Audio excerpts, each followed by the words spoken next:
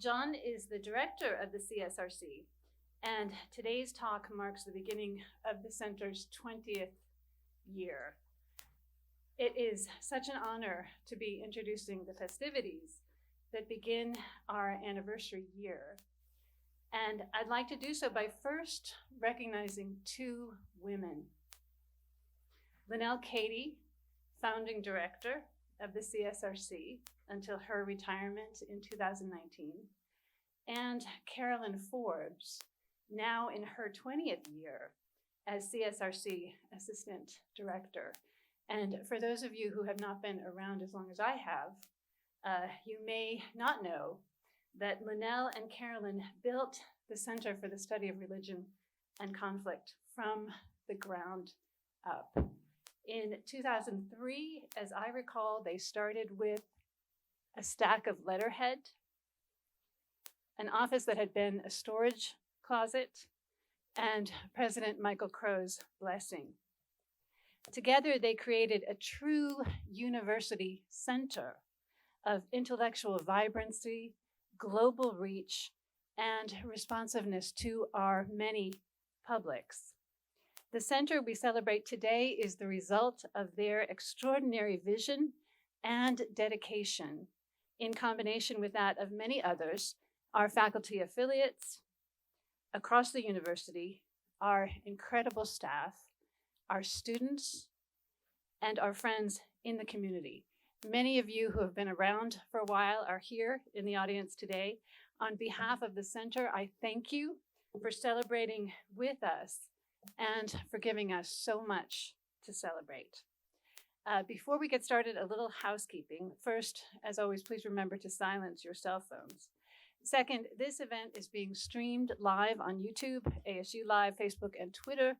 So I'd like to welcome our online audience and encourage you to submit any questions or comments via email to csrc@asu.edu, and we'll try to get to them during the Q&A.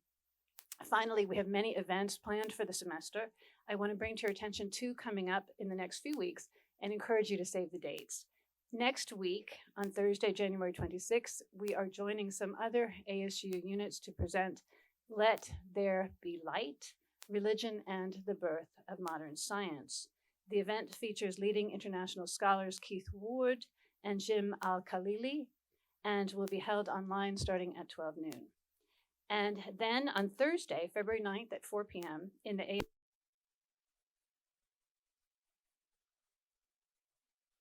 Jonathan Marshall speaker on religion and conflict, featuring legal scholar and theologian Kathleen Cavaney speaking on religious liberty after Dobbs. As always, more information about these and other events, as well as video and audio of past events, can be found on the center's website. You can also sign up for our mailing list, follow us on Facebook or Twitter to receive updates. And now I'd like to turn the microphone over to Jeffrey Cohen, Dean of the Humanities in the College of Liberal Arts and Sciences, who will talk more about the significance of this occasion. But before that, I'm told to remind students, please sign the attendance sheet before you leave today. So now, Dean Jeffrey Cohen, thank you.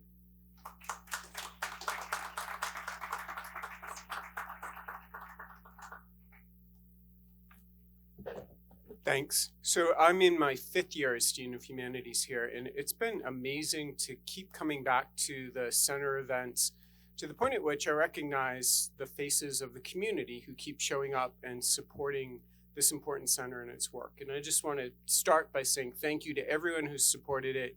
And then I also want to say thank you to any student who came today. We do a lot of this work for you, and you're the future of it, and we appreciate your being here. So I'm really pleased to be able to be here today to mark this very important occasion. For nearly 2 decades, the Center for the Study of Religion and Conflict has been helping us to understand the impact of religion, for good or for ill, on politics, culture, science, society, and global affairs. It's helped us to recognize the religious dimensions of the conflicts that divide us, but it's also helped us to see how religion can serve as a constructive force for peace, global citizenship, and human rights. What really stands out is the way the center has exemplified the vision of the new American university pulling expertise from across this university to address complex dynamics that we face as a world. Religion burst into the public imagination in the wake of 9/11, but it had been clear to scholars for a decade or more that the secularization frameworks through which many were trying to understand the modern world just weren't working. This is what makes the center all the more extraordinary for what it's accomplished. With initial seed funding from the president's office, the center initiated a series of multidisciplinary working groups on key issues. And just to give you a quick rundown of some of the early working groups and what happened. For example, they pulled together a group of social psychologists, political scientists, anthropologists, communication studies, and religious studies experts to study every existing theory that dominated in these fields and see if by bringing the disciplines together, they could come up with better ways forward. Very ASU kind of project. This wound up being funded eventually by the National Science Foundation, and many of those involved went on to great careers from the expertise that they generated there. I could go on with the examples of what the center working groups have done. They're cutting edge on religion, science, technology, early work on the rise of religious nationalism and problems that would engender for democracy. All kinds of great work has come from the center. It's generated over $20 million in external support, which for a humanities center is an extraordinary achievement. In fact, there are 14 centers in the humanities right now, and none have come even close to being able to generate that amount of support, but it's because the work has been so urgent. Overall, as I said, this has made the center probably the leading humanities center, but also one of the top centers in the entire college. And when you think about many of the centers and colleges being in the natural sciences where hundreds of millions of dollars can be at stake, that is quite an achievement. The center hasn't stopped there. They've been a leader in developing research opportunities for undergraduate students. Their undergraduate research fellows in religion and conflict program, which is 100% supported by donor funding, has become a model for other units on campus. And finally, as many of you who are with us today know, the center's public programs have informed and inspired thousands of people, bringing brilliant speakers to campus who have addressed issues as diverse as religion and climate change, to the long historical impacts of the Protestant Reformation, contemporary global issues, and more recently, the emergent significance of spiritual, not religious, as a path toward connecting individual selves and our common life. The center has been able to accomplish all of this because of the key role of investors, including federal agencies, private foundations, in a position to invest hundreds of thousands of dollars, but also really local individuals. This is a center that is supported by the community it serves. I want to take a moment to thank anyone who's contributed in any way to the work of the center. We wouldn't be here today without you, and we're truly grateful. It's now my pleasure to bring up one of the, I should say, I would love to be able to talk about John Carlson and his leadership next, but that task has been taken from me, other than to say it's been such a pleasure to work with John in his role as center director. But it's my pleasure to bring one of these investors, Richard Morrison, up next to introduce the speaker. Many of you know Richard and his family from roots in Arizona agriculture to their extensive philanthropic work at ASU and across the valley. He's co-founder of the Morrison Institute for Public Policy at ASU, an attorney who specializes in water law and works extensively with refugees seeking asylum. He's also an Episcopal priest. Richard actually worked with the center's founding director, Lynell Cady, on his master's thesis. He's been a thought leader on how religion connects to public policy, trusted friend, supporter, and advisor to the center all along, and it's an honor to be able to invite him up to introduce our speaker today. Over to you, Richard, and thank you.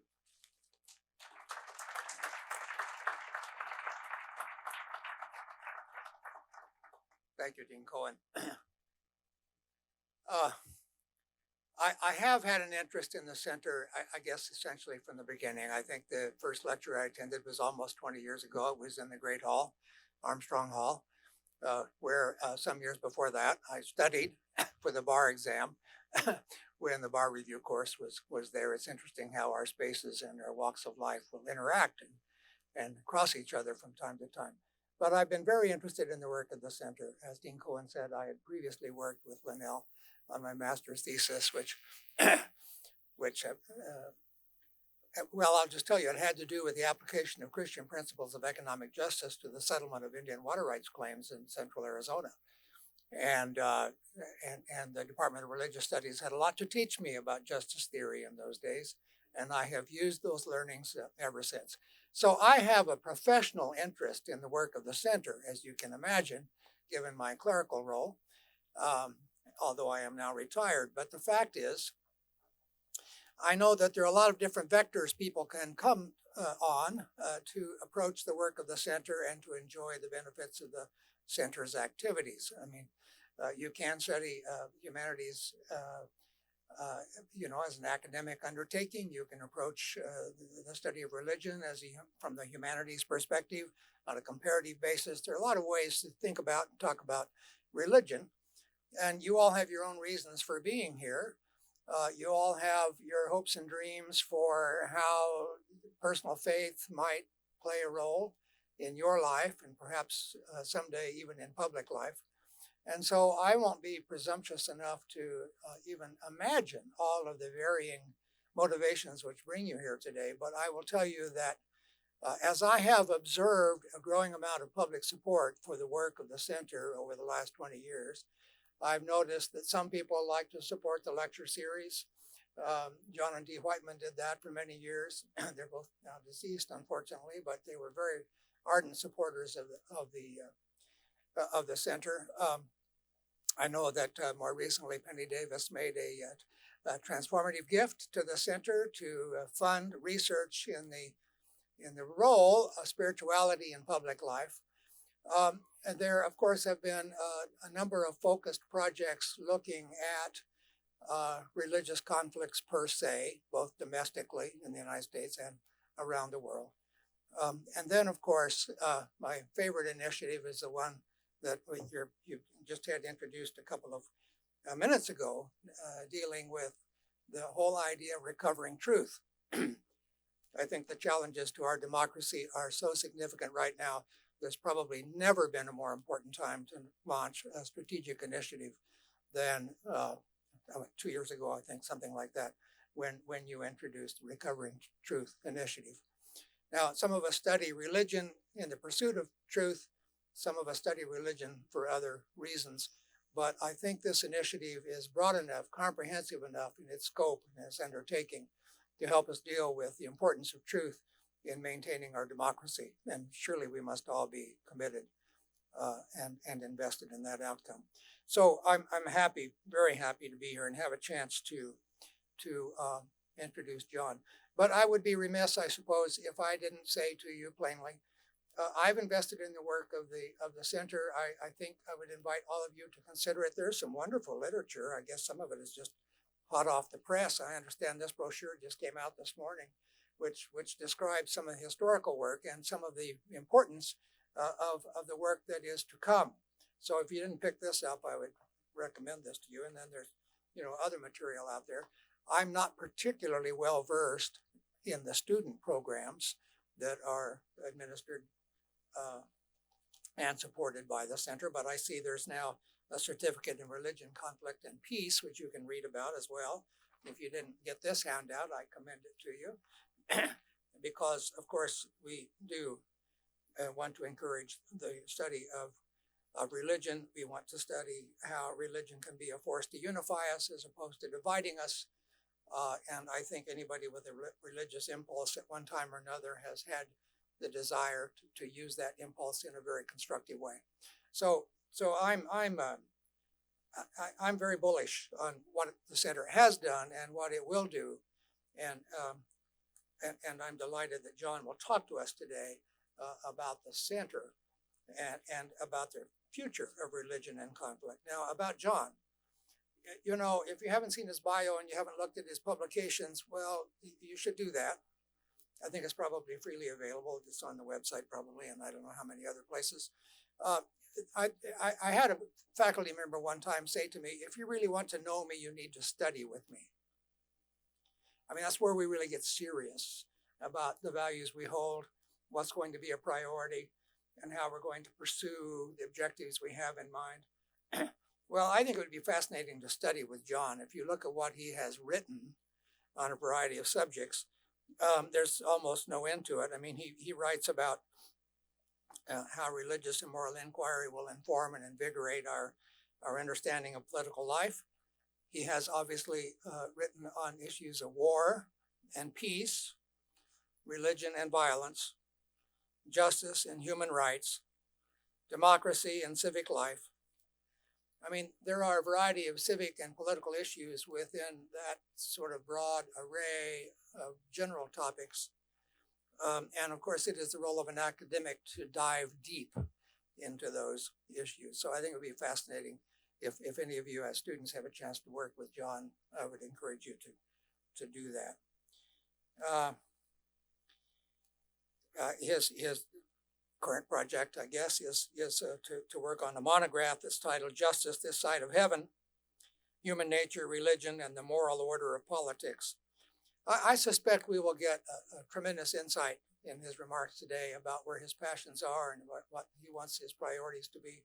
But I think that we're also being invited with the launch of this 20th year celebration and with this activity today to think with John about the future of the center, what its focus could be, whether it should evolve a little bit beyond its historical focus. Maybe, for example, I touched on the importance of this study to the preservation of our democracy. Maybe there'll be increasing emphasis on democracy in the future work of the center. I don't know, and I suspect that the center will make its decision largely based upon consultation with the community, with you, among others. And so I invite you to think creatively today and imaginatively about the possible activities of the center in the next 20 years. Well, John and I not only share scholarly interests, but we're both alumni of the U.S. Navy. I don't know whether you know this, but John's a Navy captain. Does he look like a Navy captain? I mean, I didn't. Well, he is retired, and I had the privilege of observing his retirement ceremony. But, he has served his country and his community in myriad ways. And I just like the heck out of this guy, to put it plainly. So it's my privilege to introduce to you Dr. John Carlson.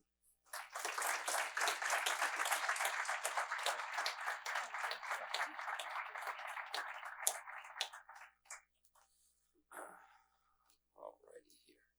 I'll swap out the water bottles.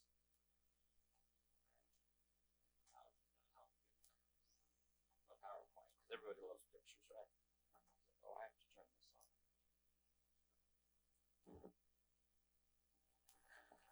All right, test. All right. Test. 1, 2, 3. Test. 1, 2.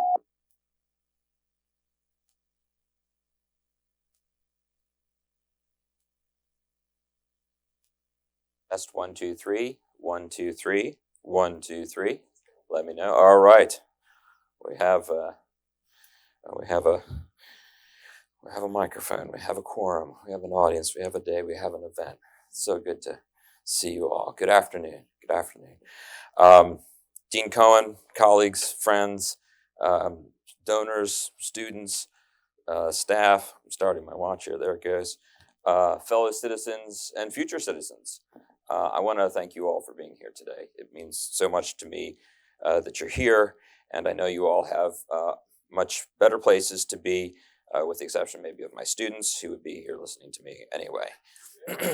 But students today, for your attention and your questions, will get some yummy nibbles at the end of the talk. So stick around. Don't just sign the attendance sheet and run out, right?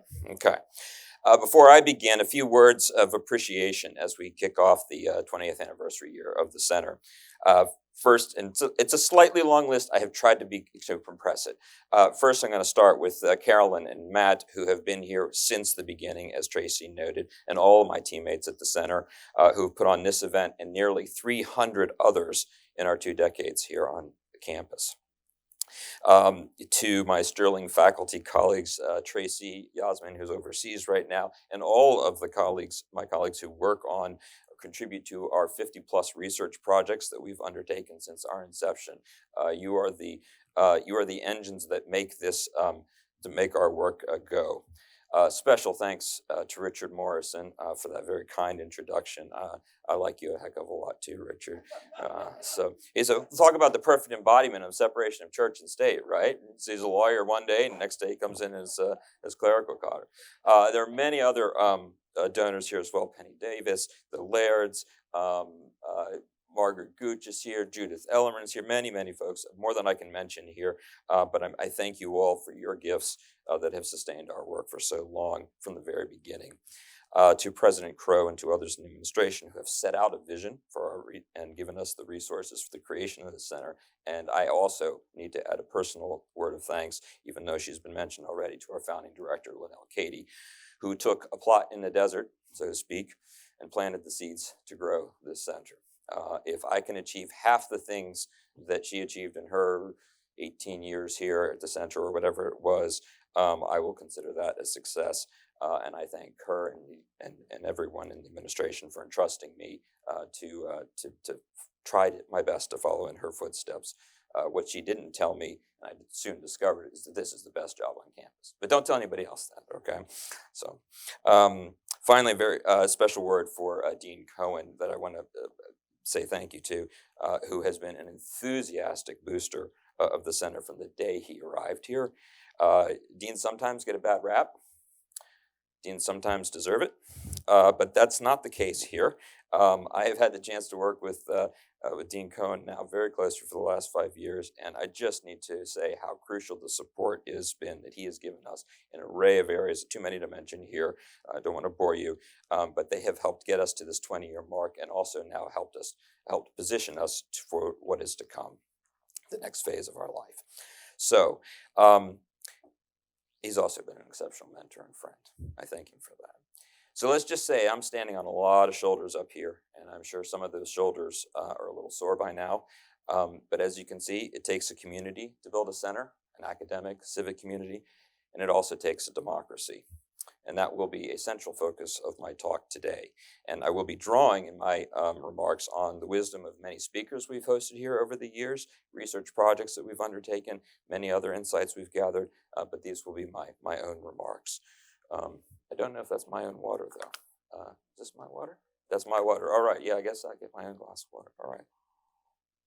Okay.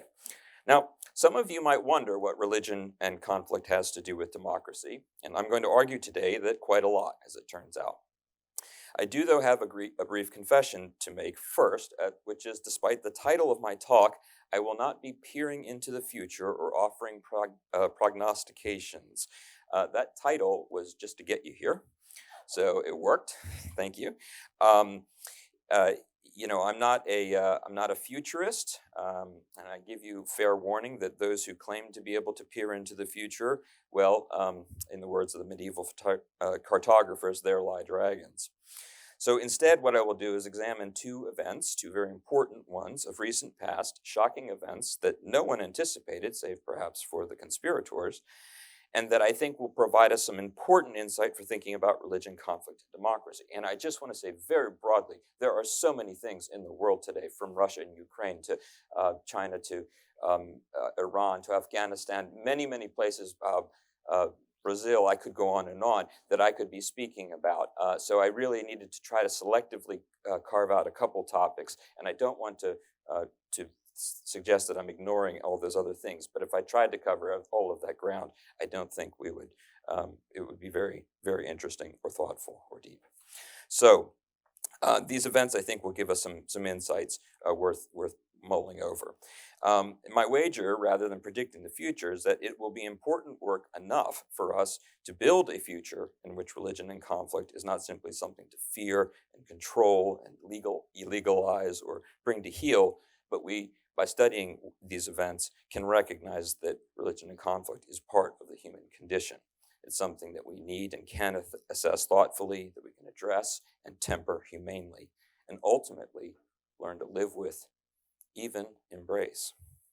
Now, to make this argument, I shall endeavor to take up the art of comprehending the world as we now see it, in the words of Hannah Arendt, which she said, the unpremeditated, attentive facing up to reality, resisting of reality or facing up to it, whatever that reality may be. So I'm going to begin by thinking through the concrete and looking at two crucial bookends of the center's history, our history so far, that is. We were founded in an era in which the attacks of September 11th hovered eerily over civic life and informed, consciously or not, how academics, government officials, citizens, all of us carried out our daily lives. A second, more recent event will be the insurrection and the attack on the U.S. Capitol on January 26, 2021. This functions similarly, though not the same, for many people today. I'm going to lose my papers here. Let's put this up there. So here I'm going to pause and ask for a quick show of hands. How many of you remember exactly where you were and what you were doing on September 11th, 2001? Okay. Yeah. How many of you weren't born yet or were too young to remember it? Yep. Okay, first rule of public speaking, know your audience. All right? So, for those of you for whom this might be something of a review, bear with me. If you don't see the immediate connections, bear with me. But I want to offer some provisional remarks to get us all on the same page. So, at first blush, the events of September 11th and January 6th were both earth-shattering, epic-shaking, nation-remaking events. They elicited immediate emotional response, horror, outrage, shock, and indignation. Yes, but also sorrow, fear, anxiety, consternation. In both events, the violence and destruction that unfolded live on our television screens and that was replayed endlessly afterwards induced a kind of national trauma from which Americans and others around the world sought to pick themselves up off the floor and understand what just happened. How did this happen? Who is to blame?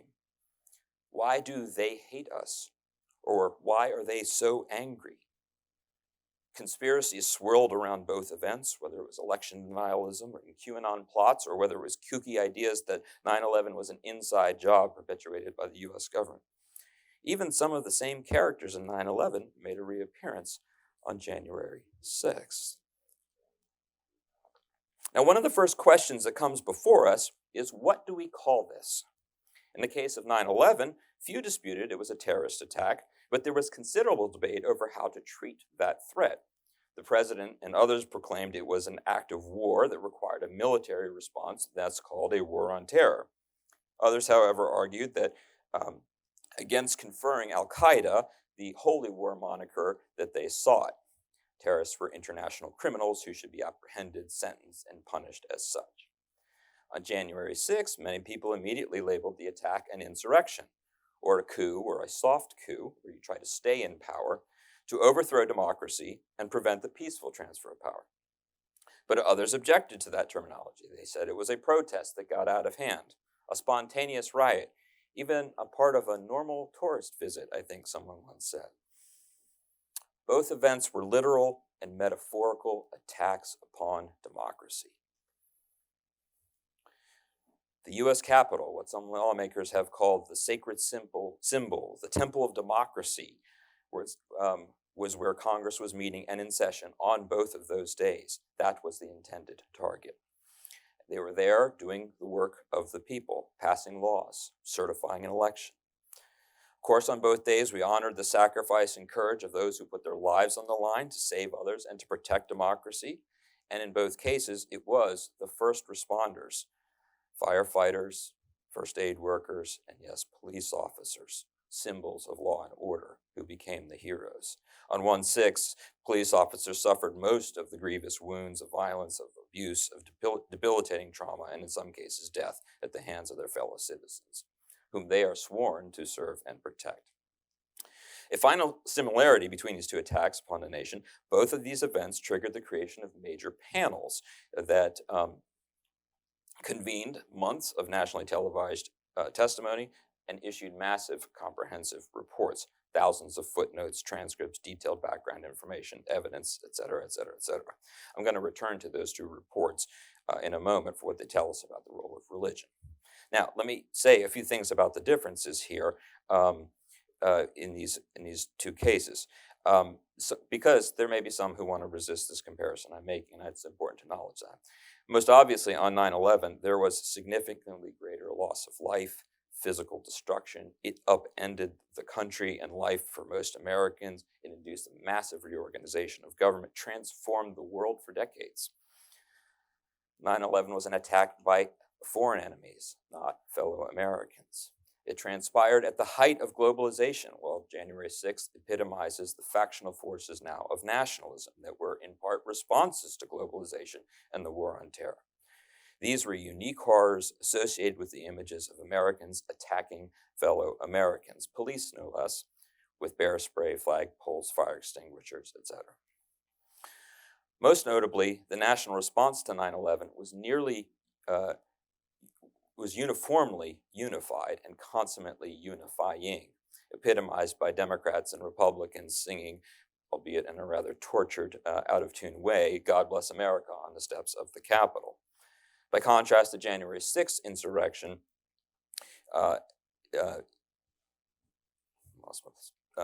the January 6th insurrection which was itself a sign of the nation's deep political divisions, accentuated the rift and continues to fester and consume our government.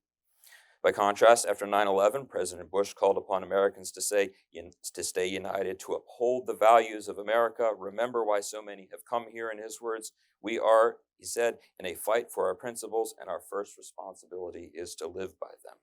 We saw nothing of the sort of that after January 6th.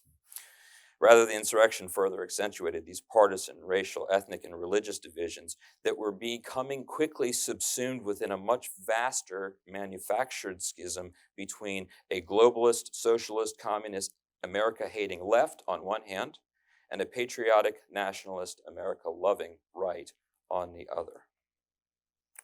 Where President Bush had declared, however unartfully, either you're with us or against us, or you're with the terrorists, that is, this framing presupposed still that Americans were very unified about their views on democracy, their abiding faith in it. After January 6th, the us-them camps were much different. Many Americans, however, happily, hopefully, have rejected that characterization, including through cross-partisan forms and coalitions that have resoundingly rejected the anti-democratic forces, including those who conspired and coalesced on January 6th. Now, I want to focus on religion's role in these events. And I think a good place to begin is with the government commissions and their reports. They are not entirely analogous for reasons we know well enough, but I think that we'll find that they were that the comparison is worthwhile. Both reports take up questions like, how did this happen? Who is responsible? How were these attacks conceived, planned, and carried out? How can they be prevented in the future? Both reports tell a story. They adopt narrative frameworks. There are protagonists and there are villains in these stories, and they are not in doubt.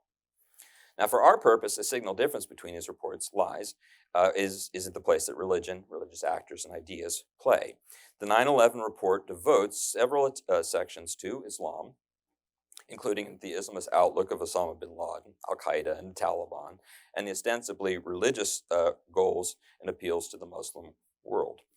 The 9/11 report offered a, quote, global strategy to staunch the spread of Islamist terrorism by advancing an alternative to Muslims to counter bin Laden's message, who had said, in his words, he was following the footsteps of the messenger, the Prophet Muhammad, and communicating his message to all nations. He was leading, in his words, a new kind of war to destroy America and bring the world to Islam.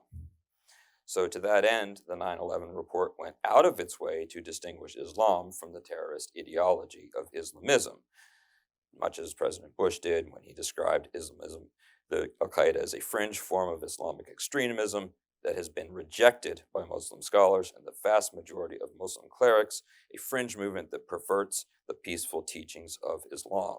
He went on to say, speaking directly to Muslims throughout the world, "We respect your faith, its teachings are good and peaceful, and those who commit evil in the name of Allah, blaspheme the name of Allah.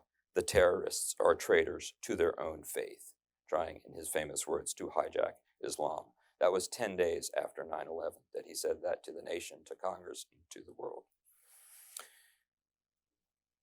Our former president, President Trump, had some very different words to say about Islam. I think it was something like, "Islam hates us." So very striking difference.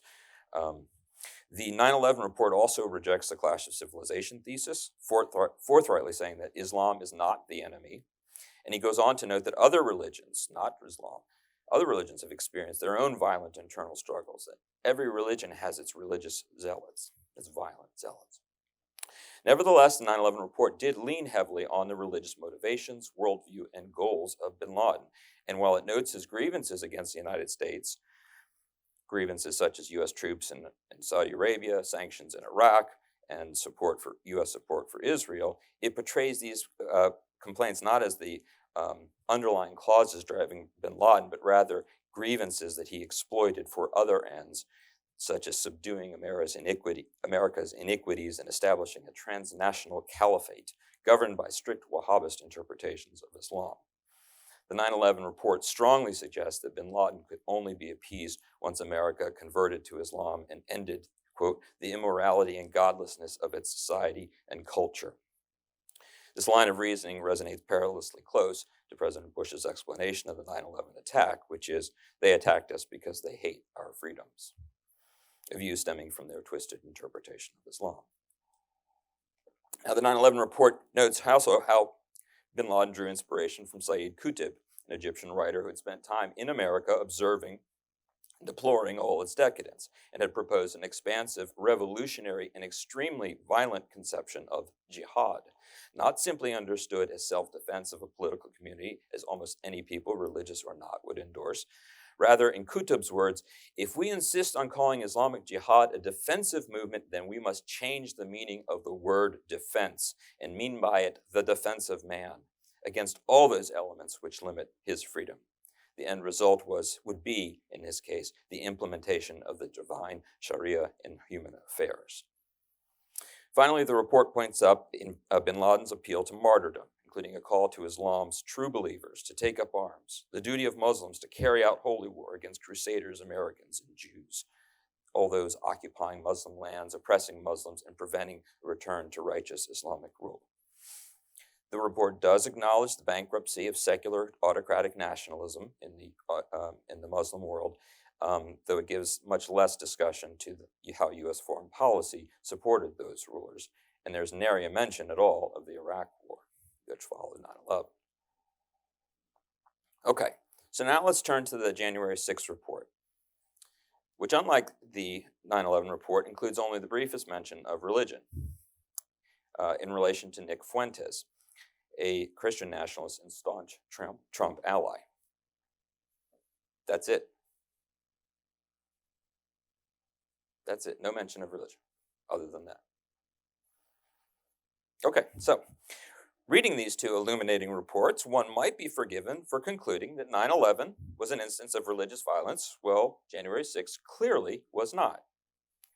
But if you have attended any other center events in the last 3 years, you'll know that religious markers littered the scenes during the Capitol insurrection. As some visual representations of Christian nationalism, let me offer the following. There were people carrying crosses, praying underneath them. There was a flag declaring, "Jesus is my savior, Trump is my president," that served like a standard for soldiers carrying it into battle as they rushed the police line. You can see that in the lower right corner there. There was a poster by another protester says that was simply very straightforward: "God's trying to save this country through Trump." Once the Capitol chambers were breached, one of Arizona's very own, Jacob Chansley, more famously known as the QAnon shaman, seen there in the upper right corner, stepped up to the Senate dais and prayed. He said, "Thank you, Father, Heavenly Father, for gracing us with this opportunity to send a message to all the tyrants, the communists, and the globalists, that this is our nation, not theirs. Thank you for filling this chamber with patriots that love you and that love Christ. Thank you for allowing the United States of America to be reborn." Meanwhile, outside, on the gallows around which many protesters were screaming, "Hang Mike Pence," the crowd had scrawled various inscriptions, such as, "In God we trust." Here in Arizona, we resorted to a guillotine at our Stop the Steal rallies. So, now, few people self-identify as Christian nationalists. That is, unless you're Marjorie Taylor Greene, or one of the many people who has purchased her Proud Christian Nationalist T-shirts, complete with the Stand Against the Godless Left. Maybe that's on the back. I don't know. I don't have one. So because people don't self-identify, few do, as Christian nationalists, I'm going to rely on other scholars to fill in some of the content of what this moniker represents. Samuel Perry, Philip Gorski, both of whom have spoken here at the center, tell us that white Christian nationalists are committed to a deep story about America, a story in which the country is founded as a Christian nation by white traditional Christians who base their nation on Christian principles. The U.S. is blessed by God, which is why it has been so successful. And the nation has a special role to play in God's plan for humanity. You can see here a picture of one of the McNaughton pictures, which has all of the founders as well as contemporary presidents, making clear what that heritage looks like. But these blessings, Perry and Gorski go on to note, are threatened. They're threatened by cultural degradation from un-American influences inside and outside our country. The heroes in this story are those who defend the purity and property of the white Christian nation, with violence if necessary. And this is another one. He has really outdone himself with this one. If you can't see in the back, this is Thomas Jefferson, Abraham Lincoln, Teddy Roosevelt, John F. Kennedy, George Washington, and then Donald Trump in the middle, all suited up like SEAL Team 6 here, getting ready to go in for battle here. Now, it's important to say a little bit more about how these scholars construct this title, this religious typology of Christian nationalists, since people don't really self-identify as much. They use surveys, of course. And here are some of the kinds of statements that they will use to ask respondents if they agree or disagree with these things and what that would indicate. And you create a kind of scale of an index of Christian nationalism. I'm not going to read through all these, but I'm going to draw your attention to 1 through 3 especially, which are very important. One is, I consider the founding documents like the Declaration of Independence and the U.S. Constitution to be divinely inspired. Number 2, the success of the U.S. is part of God's plan. And number 3 is the federal government should declare the United States a Christian nation. These are 3 pretty important defining questions. They're not the only ones, but I'll share now the rest that are used to flesh it out. You can see the number 4 there. I'm not going to read through all of these. And then there's number 5. These are more policy questions. The idea is if you answer yes to any of these, with the exception of number 5, which would be a no answer, that moves your score up on the Christian nationalism index. Now, I want to be very clear here. Answering yes to any of these questions, or no to number 5, or even all of these questions, having a high Christian nationalist index score does not make you an insurrectionist, a criminal, or a bad American. Okay? Plenty of law-abiding, upstanding citizens would answer or register somewhere on this on this index, including me. Now, what Perry and Gorski and other scholars want to show is how a high index rating also coincides with significant overlap with other beliefs, commitments, and practices that are worrying. They are particularly interested in the differences between how white Christian nationalists differ from blacks who share the same scores. For example, white Christian nationalists believe that whites are far more likely to experience racial discrimination in the United States than black Americans. Black Americans would like to have a word. All right? They disagree. Even black Americans who have high Christian nationalism scores still disagree. So their view is there's something distinctive about white Christian nationalism. Now, this topology presents troubling findings when white Christian nationalists are asked about election denialism. This slide may be a little bit difficult to read, so I'm going to tell you what it is. But basically, if you look at that bar on the far right, almost 90% of white Americans who believe that the federal government should declare the U.S. a Christian nation think that the 2020 election was stolen from Donald Trump. Very, very high correlation. And 28% of Americans who answer yes to another question think political violence may be necessary to save the country. Right? This is a belief that if you believe that that there's a divine role for America in history, there's about 30%, almost 30%, who say violence may be necessary to quote unquote save the country. These are not my statistics. I can share with you the sources afterwards if you'd like, or from Samuel Perry's work and PRRI. Now, I offer these glimpses of white Christian nationalism to fill in the profile of many that we would suspect participated in the January 6th insurrection.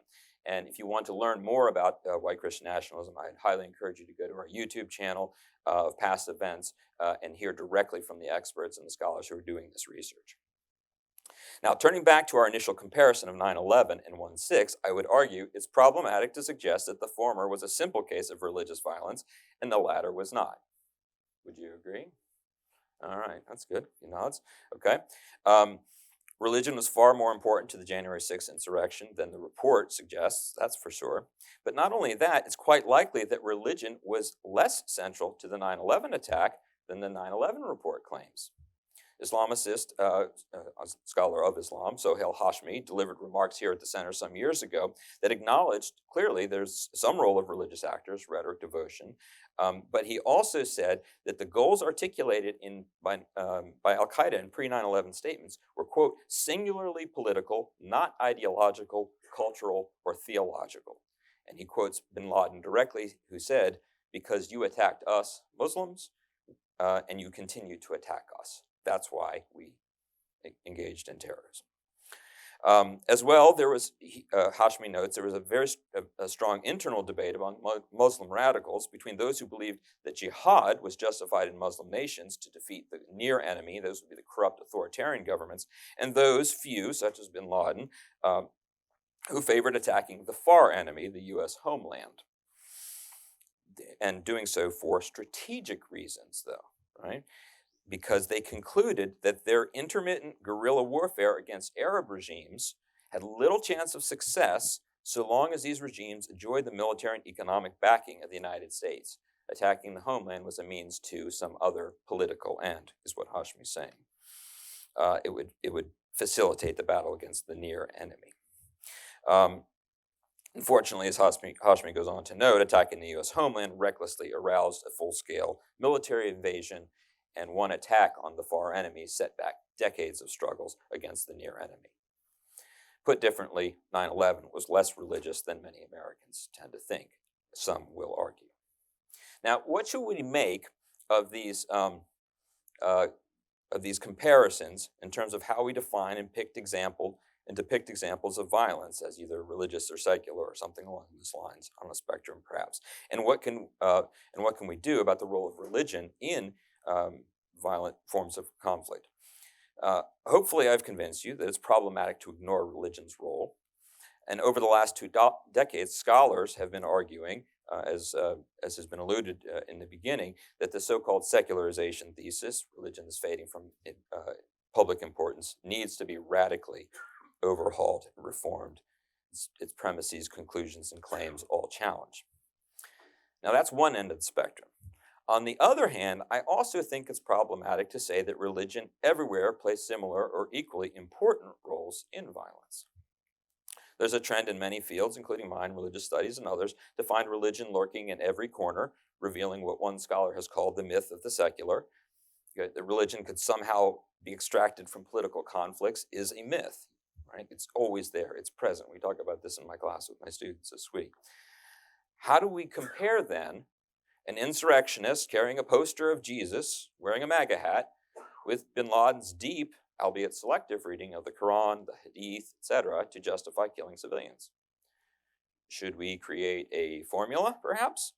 Can we say that 9/11 was a concoction of one part religion, one part sheer politics, shaken vigorously until it explodes? Or what are the ingredients of the January 6th attack? Perhaps start with some muddled conspiracy theories in a glass, add 3 parts political coup, finish it off with several dashes of Christian nationalism. Perhaps chase it down with a can of Schlitz, infused with the vapor of bear spray. Right? No, I think that's not the right way to go about thinking of this. What's more helpful, I think, is to offer comparisons where they exist. The leaders of both of these events shrewdly sought to cash in on widely held grievances, often with the help of religious imagery, symbols, and rhetoric. Both events appealed to people who were disoriented by globalization, chagrined by global masters, powerful elites, and corrupt governments, whether they were really corrupt or perceived as such. In turn, both attacks sought to restore pride and rightful ownership to the true believers of these different political communities. Listen to this passage from the 9/11 report. The extremist version of history blames the decline from Islam's golden age on the rulers and people who turned away from the true path of their religion, thereby leaving Islam vulnerable to encroaching foreign powers eager to steal their land, wealth, and even their souls. If you replace a few words, that would apply equally well to January 6th. For example, what if we said, the MAGA version of history blames the decline of America's golden age on leftist rulers and woke mobs who turned away from the nation's real Christian inheritance, thereby leaving Americans vulnerable to global foreign elites, eager to deprive them of their wealth, pride, privilege, even their identities.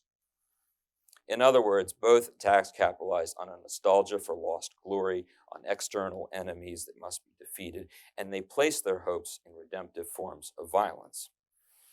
Whether it was true Muslim believers or true God-loving American patriots, both groups must take their nations back from the infidels or from America's enemies. And to be clear, there is a chosen few who are called to lead this charge. On 9/11, the group that attacked understood themselves as takfiri, that is, righteous Muslims whose duty they understand it to be to attack even other Muslims who fail to side or support their zealous aims and violent means.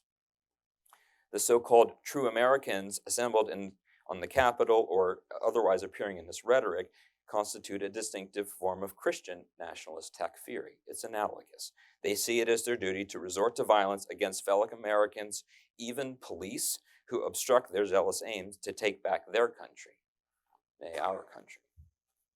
Now, thinking inductively about these two cases, we can zoom out and offer some more refined criteria. I'm sorry I don't have other pictures to go, but these are nice cocktails, so this gives you something to look forward to. Okay, so thinking inductively about these two cases, we can zoom out, offer some more refined criteria for assessing religion's role in conflict today.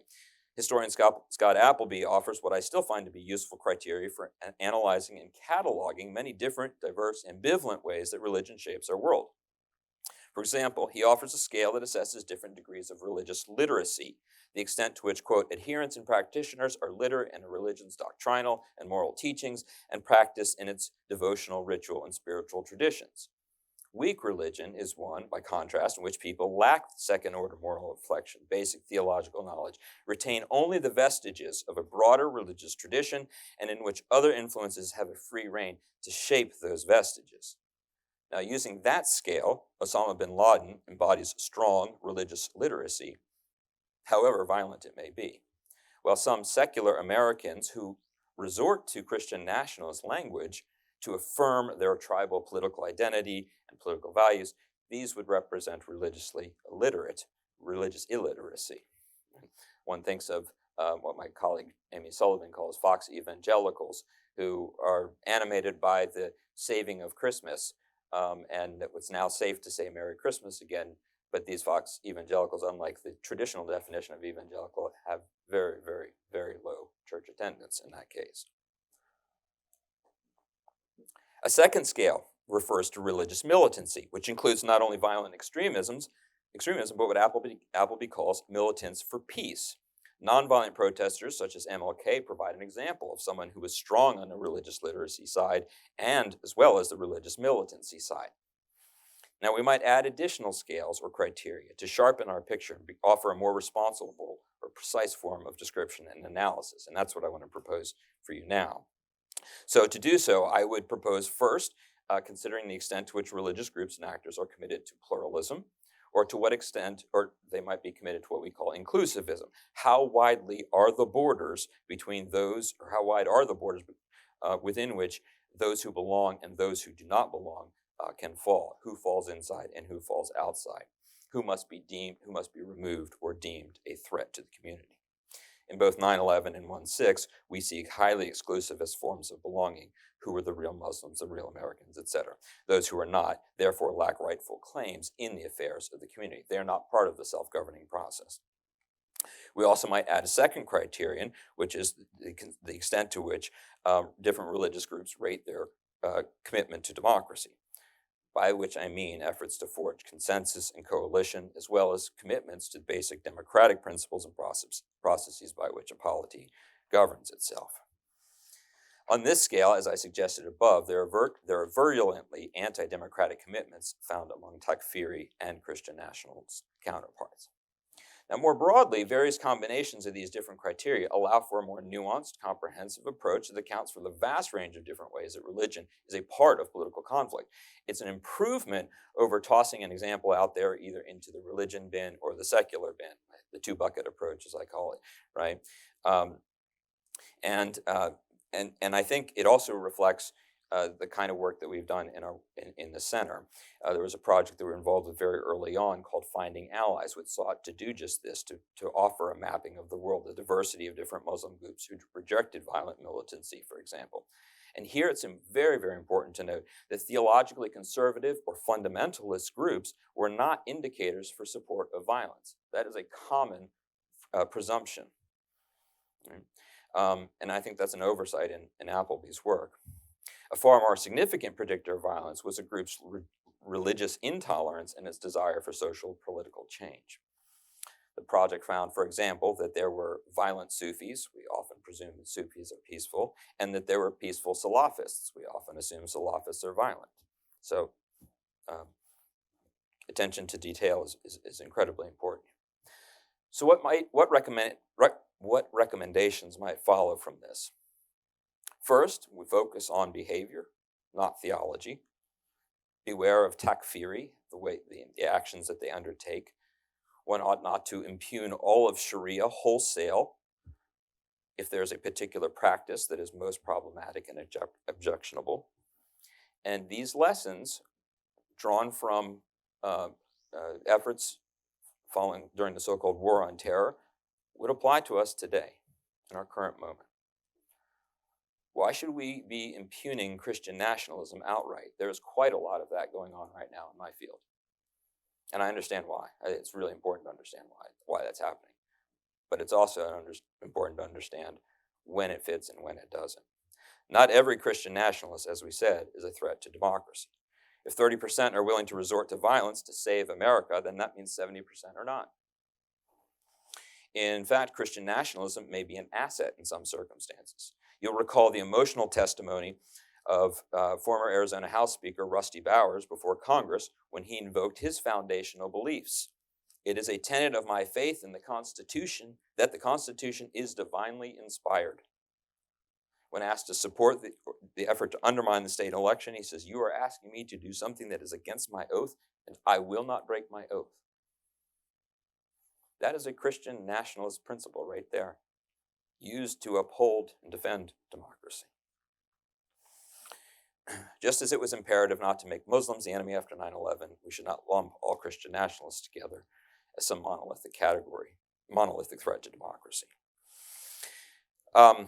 So, I know I'm running over. I want to leave time for Q&A. Let me close with one constructive proposal for thinking beyond religion's role in violence to understand religion and conflict more broadly as a human phenomenon. We tend to think of conflict as a problem that needs to be solved, if not avoided altogether. But conflict can be constructive and necessary. There is no time in the history of human civilization that progress, innovation, reform, and change occur without conflict. And no one understood this better than Martin Luther King, whose invocation of the fierce urgency of now made clear that injustice is not remedied unless its victims demand it urgently. He rejected what he called the tranquilizing drug of gradualism, the go-slow approach of white moderates who supported his aims but didn't want him stirring up trouble. Earlier this week, we celebrated Martin Luther King Day, and later this year, we will commemorate the 60th anniversary of his powerful I Have a Dream speech, from which I've just quoted and which was originally delivered at the Lincoln Memorial in 1963. King's dream was rooted in the American dream, but it was also rooted in his theological convictions about the beloved community, a vision of human integration, relatedness, reconciliation. It's visible in the here and now, and yet it is always reaching in part of a yet to come. Glimpses of this beatific vision pepper King's speech, as when he invokes the images of descendants of former slaves and slave owners sharing a common table, children of all colors joining hands, people of diverse races and creeds working together, praying together, struggling together, cherishing their freedom together. We have achieved these things. We have achieved them. Achieved them in ways that never occurred in King's lifetime. And yet we know there is so much more still to do. And the dream offers an ongoing call for renewal. By the criteria I set out above, King's discourse is religiously literate, it is profoundly inclusive and pluralistic, it is militantly for peace, and it shows his deep love for democracy, evident in his efforts to forge coalitions, to forge consensus, to reach out even to racists whose souls were, in his views, suffering, perverted by their racism, to try to persuade them, to not exclude them, to bring them into the fold. A militant for peace, yes, but he also knew that his commitment to nonviolence would elicit violence. Police dogs, fire hoses. He was stabbed, and then later in his life, he was assassinated. But we know that violence never gets the last word either. King closes his speech by invoking the theological virtues, including faith and hope. With this faith, we will be able to hew out of the mountain of despair a stone of hope. With this faith, we will be able to transform the jangling discords of our nation into a beautiful symphony of brotherhood. His faith in God are inextricable from his faith and hope in America. For King, God is always upstream of the mighty rivers of righteousness. In fact, one might even ask, is King himself a Christian nationalist? I would probably not use that term. I would speak of his democratic faith or how he fits within the tradition of American religion. But if a Christian nationalist sees in King some of the same things that other people identify and don't associate with that word, well, maybe King and others become a locus for creating dialogue, building coalitions, having a conversation, building consensus. Let's engage on that front. I thank you for your attention, for being here today. I hope I have provided not only some insights for thinking about religion and conflict as a human problem of our past and our present, but also reinforced why it's so important to have a center such as this one to address the enduring challenges in the future. Thank you.